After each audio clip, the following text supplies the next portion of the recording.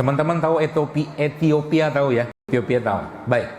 Ethiopia itu dulunya negara kering, gersang, tandus. Sekarang dia menjadi negara agraris.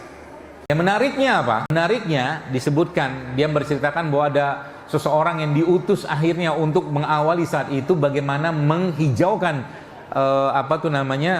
Ethiopia itu, dan itu ternyata seorang Yahudi ya, yang dia semua ternyata belajar dari Al-Quran. Ceritanya Ethiopia itu ketika mau dibikin negara agraris, menurut cerita guru saya itu bukan ditanam apa, tapi si Yahudi tadi menebarkan semut di kawasan-kawasan itu.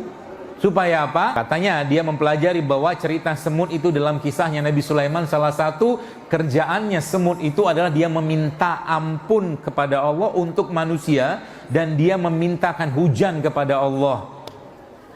Yahudi yang belajar ya, itu. Lalu cerita lagi dia, subhanallah, apa beliau ceritakan, di tempat beliau itu di pondok itu ahli geologis atau ahli geologi, ahli pertanaman perbatuan udah bilang, confirm tempat Ustadz tidak akan ada air. Begitulah orang ya, ketika mereka dekat dengan Allah, dekat dengan Al-Quran.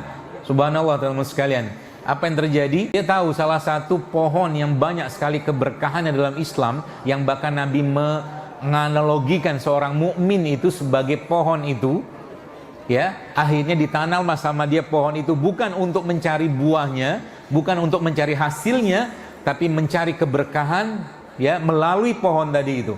Dan ditanamlah sama dia di tempat itu pohon kurma tadi. Setahun kemudian tempat itu sekarang berlimpah banjir. Ternyata kurma itu akarnya mampu menyedot air.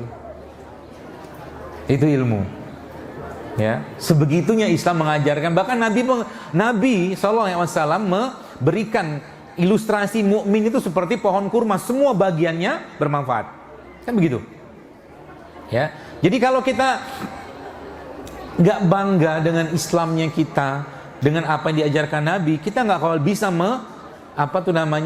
mengolah atau membongkar apa rahasia di balik itu.